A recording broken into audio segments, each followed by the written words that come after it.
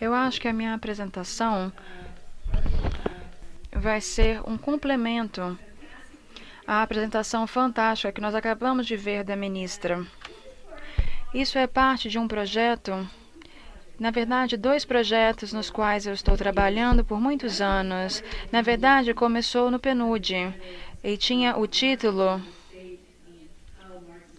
de mercado. O título era Mercados e o Estado e como eles eram afetados na América Latina. Um outro projeto que eu estou agora trabalhando é o compromisso com a equidade, onde nós olhamos a política fiscal e o impacto que ela tem na desigualdade e na pobreza. E agora nós temos mais de 30 países envolvidos em todo o mundo, não apenas na América Latina.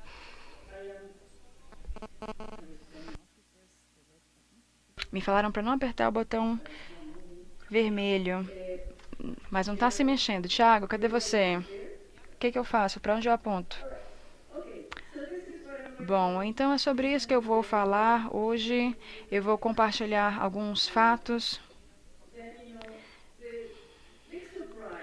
E a grande surpresa na região, e o Brasil é um grande exemplo disso, é que nós tivemos um declínio muito grande da desigualdade em uma região que era conhecida como sendo muito desigual, a mais desigual do mundo. Ainda é a região mais desigual do mundo, mas em contraste, em muitos lugares do mundo, aqui nós estamos tendo um declínio da desigualdade. Eu acho que desde 2008 é realmente algo muito bom que vem acontecendo. Nós estamos agora na nossa 5ª temporada. Nós não sabemos o que aconteceu exatamente. Sabemos que tiveram vários fatores envolvidos nesse declínio da desigualdade. E é muito interessante, apesar de ter acontecido em várias regiões, em vários países da região, os contextos são diferentes em diferentes países. Depois eu vou focar mais no Brasil. Apesar de eu estar mais acostumada a trabalhar no México, a minha carreira profissional aconteceu principalmente no México. Meu marido é mexicano, então eu trabalhei bastante no México, mas temos muitos trabalhos realizados focando no Brasil. E eu vou compartilhar isso com vocês. Esse projeto também foi feito com o seu colega que você apresentou mais cedo em relação à pobreza multidimensional. E vou falar do trabalho do Brasil, que nós pegamos o trabalho de pessoas daqui do Brasil mesmo, e também o meu colega Claudinei Pereira. E quem é do Brasil também. Então eu vou ir para o Brasil. Vamos falar sobre as transferências sociais e quais que são as minhas principais preocupações quando se trata de políticas fiscais no Brasil e as suas consequências. As consequências para quantas políticas fiscais para os pobres. Eu não sei para onde apontar, desculpa. Os fatos. Então, vamos ir rapidão aqui. Todo mundo sabe que nós temos desigualdade, mas tem sido declinante, ou seja, a gente tem tido um declínio das desigualdades e a desigualdade como uma tendência tem caído muito, o que tem contribuído para declinar a pobreza também.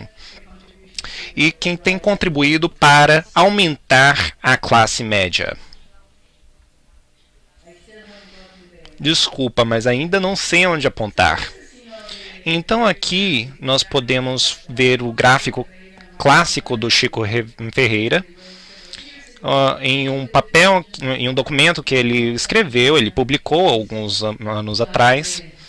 E a América Latina está numa posição muito boa no que tange à redução da desigualdade. Como nós podemos ver, é quando nós utilizamos a coeficiência de Gini para medir a desigualdade, se estiver próximo de zero, está mais igual e o oposto mais desigual.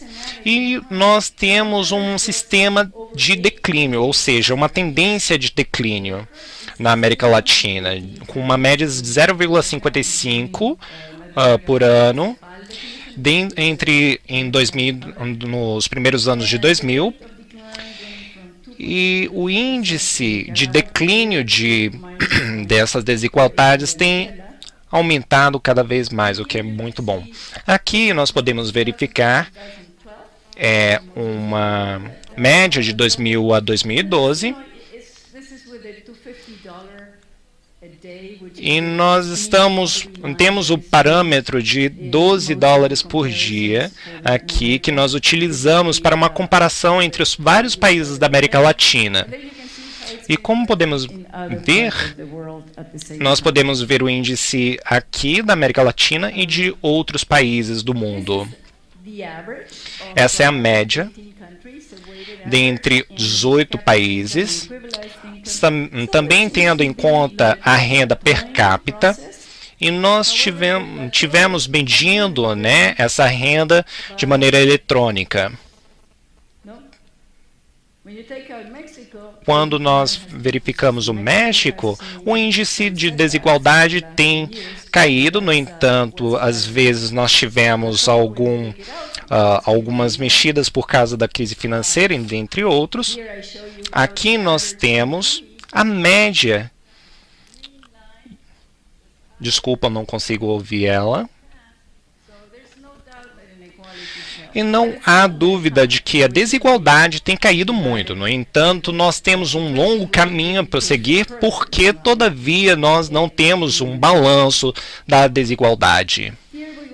Aqui nós temos algumas mudanças quando se trata de pobreza e o aumento da classe média.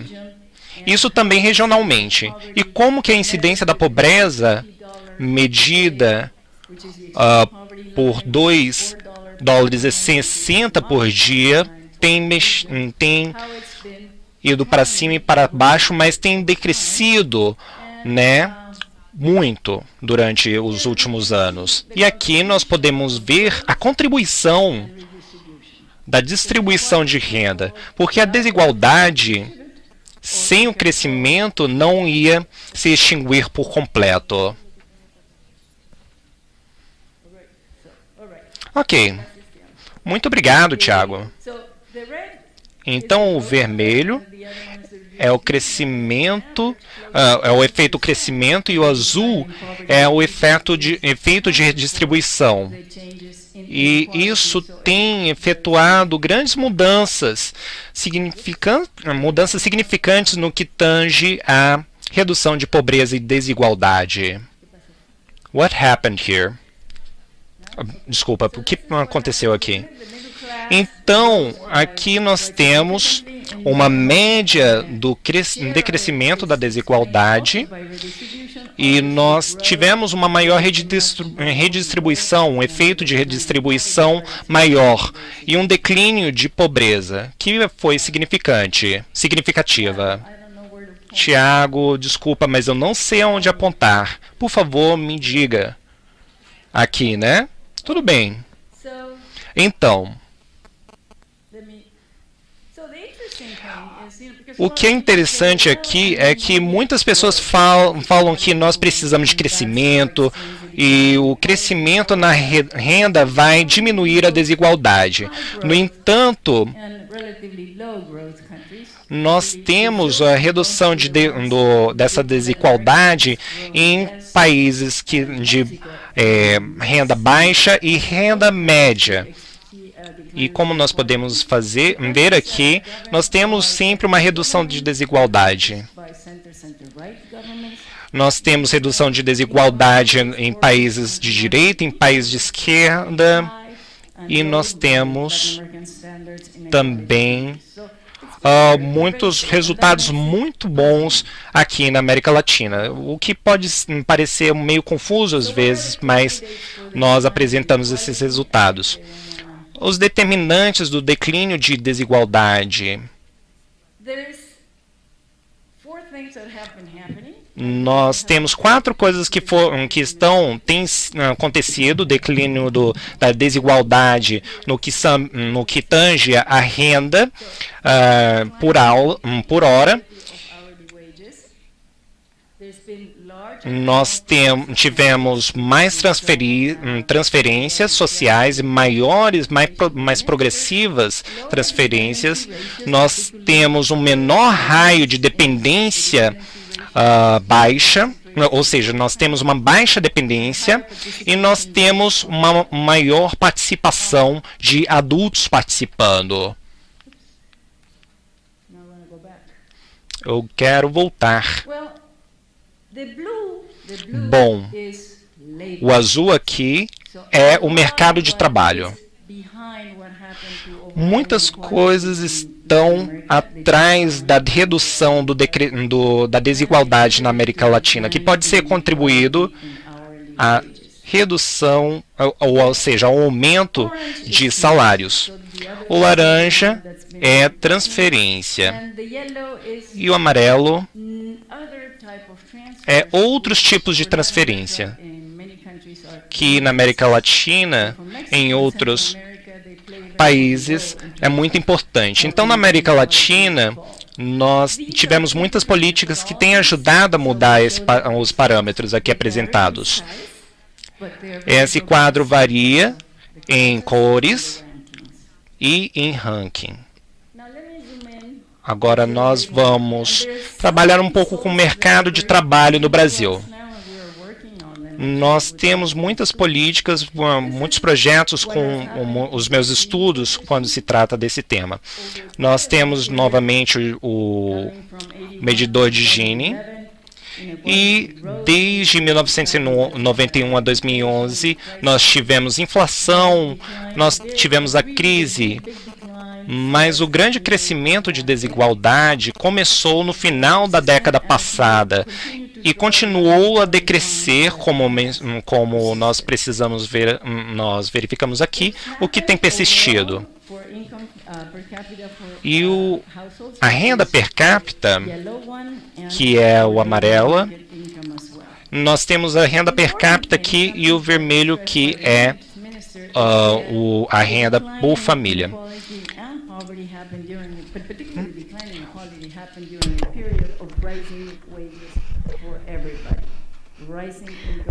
Bom, um aumento de salários para todos.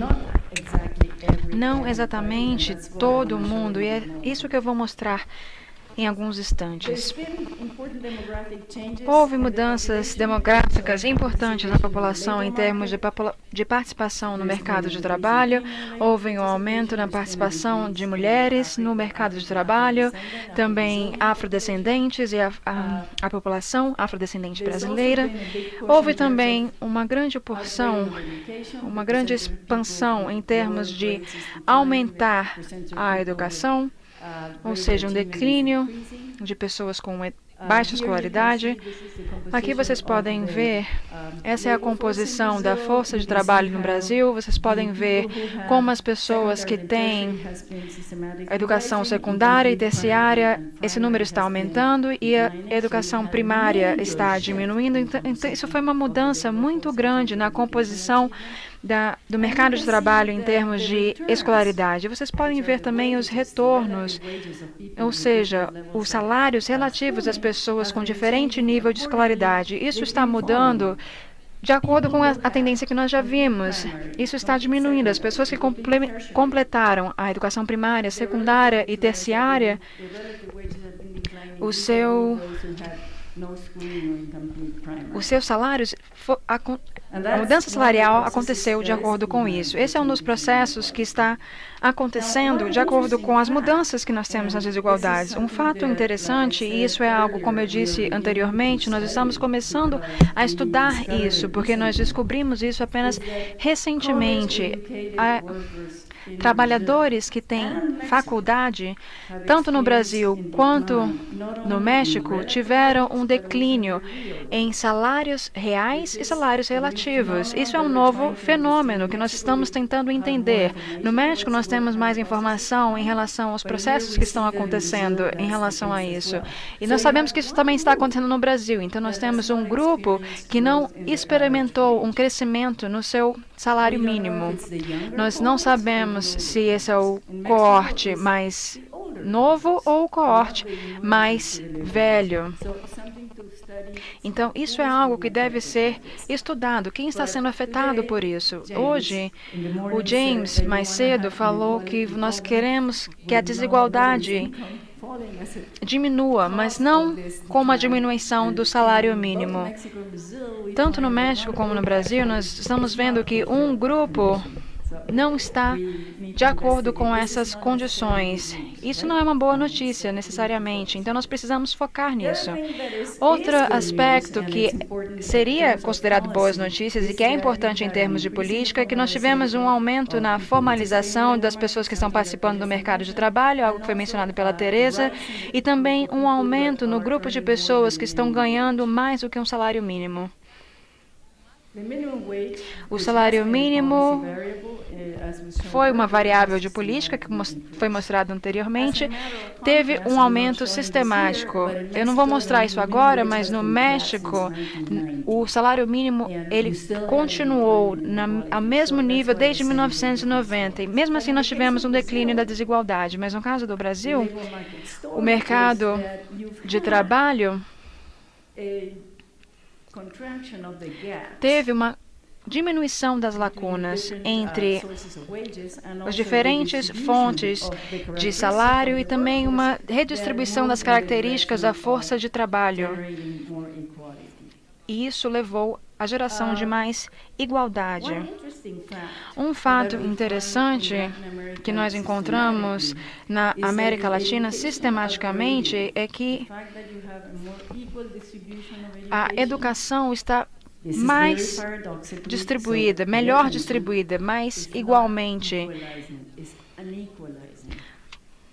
Mas os salários médios não estão sendo equalizados. Nós temos diferentes níveis de retornos para cada nível de educação. À medida que as pessoas estão alcançando um nível maior de escolaridade, é difícil nós fazermos uma comparação entre os diferentes níveis de escolaridade. À medida que as pessoas vão aumentando a sua escolaridade, nós temos um processo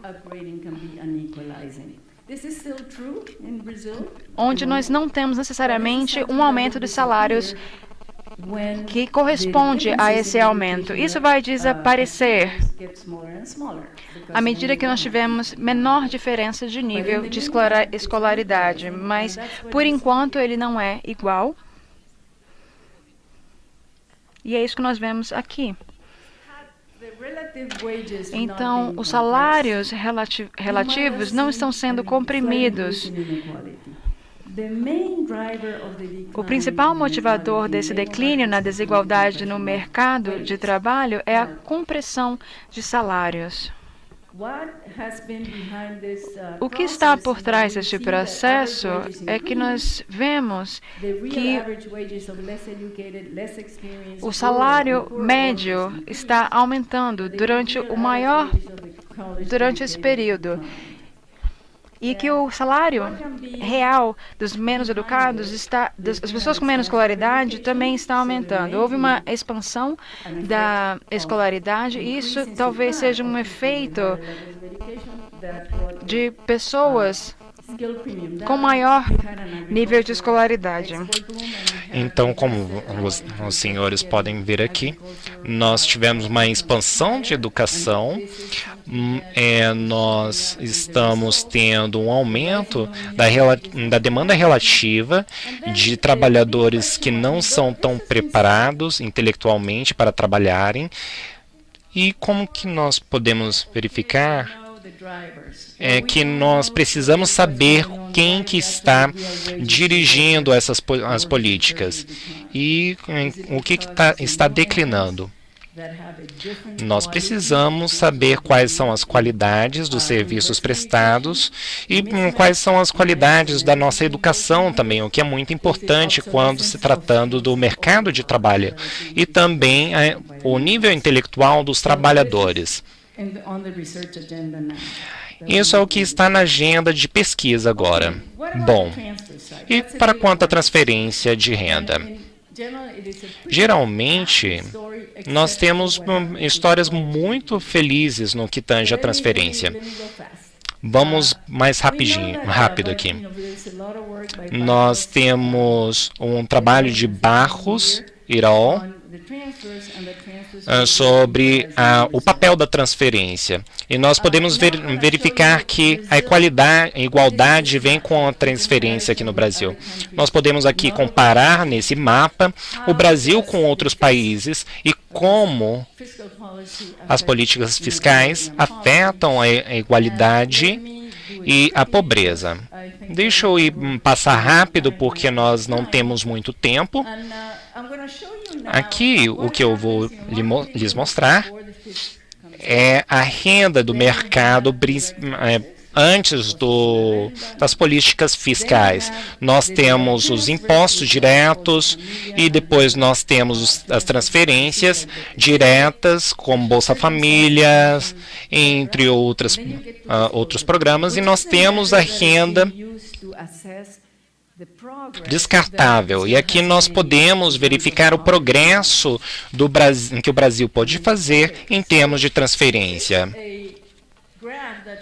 Esse é um gráfico que mostra a mudança do coeficiente de Gini e quanto nós tivemos de declínio de deficiência por causa de transferências diretas e impostos diretos, se comparado com outras partes do mundo. O vermelho é a África do Sul. Nós temos muita redistribuição e políticas de redistribuição feita lá, como foi mencionado anteriormente. E aqui nós temos também alguns países ricos. Aqui... Desculpa, não consigo ouvi-la. E depois nós temos outros países. Esse mapa faz parte do nosso projeto. Então, o Brasil está fazendo o seu papel de redistribuição a partir de políticas fiscais. O que acontece? Aqui nós podemos verificar alguns países países desenvolvidos. No que tange aos os impostos indiretos, nós podemos verificar que a desigualdade está reduzindo em alguns países. E em alguns países, o efeito do subsídio domina, como, por exemplo, no México, que podemos verificar aqui. No Brasil, nós vemos aqui e aqui na África do Sul. Mesmo tendo um efeito inigual, nós temos melhorias. Aqui nós temos os pagantes, né, de impostos e as transferências em Brasil e em outros países. Nós temos vários impostos, nós temos um imposto que vai diretamente para a transferência. E nós temos, como podemos verificar aqui, uma figura muito boa. E outra coisa interessante é que, quando nós temos esse gráfico, nós temos aqui o declínio de desigualdade e o subsídio para quanto à saúde e educação, o que é muito importante. Quando nós temos serviços públicos, nós temos que saber que esses serviços são provenientes do governo. Aqui, nós verificamos que o Brasil está melhor do que outros países quando se trata das transferências e temos a redução dos índices de Gini aqui, antes e depois do pagamento de impostos. E nós verificamos, através dessa imagem, que o Brasil está tendo um melhoramento no que tange ao coeficiente de Gini.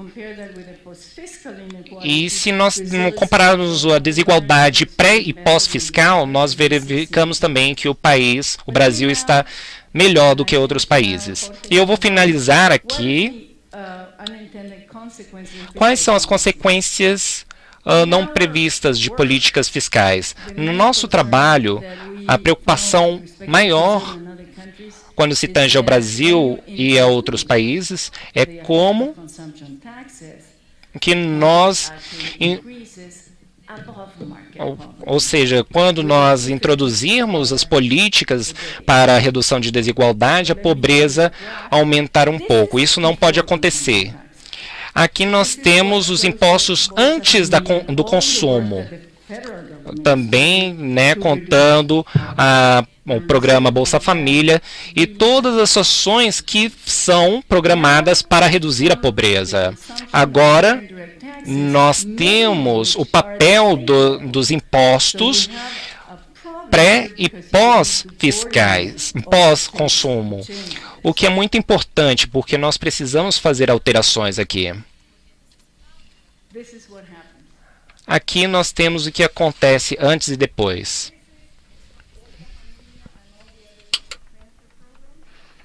Desculpa, mas eu não consigo ouvi-la. Quando você leva em consideração o efeito dos impostos sobre o consumo, perdão, a tradução peço desculpa, mas não podemos ouvi-la. Antes do sistema fiscal existir, e eu acho que esse é um desafio importante, eu acho que o governo brasileiro, que está tão comprometido com a redução da pobreza, terá. Eu não sei se esses números estão precisos, porque nós usamos dados de 2009, então nós não simulamos o Plano Brasil Sem Miséria. Nós poderíamos ter feito isso, mas eu acho que isso é uma questão que merece uma atenção especial, porque vocês têm um sistema que nós sabemos que não é totalmente eficiente aqui, essa política fiscal, mas não é a culpa do governo federal, porque vocês realmente estão conseguindo diminuir os impostos, a quantidade de impostos que as pessoas pobres têm que pagar. Mas o sistema tem problemas que precisam ser abordados, e eu acho que seria bastante interessante se nós dessemos atenção para essa questão, já que nós temos agora um novo governo que vai começar, para vocês ver se poderiam fazer alguma coisa em relação a isso, porque além dos problemas de redistribuição, vocês também têm que lidar com as limitações macro. Então, essa será uma tarefa muito dura. E é por isso que eu queria mostrar esse gráfico para vocês, porque eu acho que, como eu disse anteriormente, nós precisamos prestar mais atenção nisso. Eu vou mostrar um último slide de algo que também é importante. Vou dar uma de professora agora, mas muitas vezes as pessoas falam de uma reforma do sistema fiscal. Isso tem a ver com mudanças na desigualdade, mas podemos ter um sistema fiscal que pode terminar aumentando a pobreza e aumentando também a desigualdade.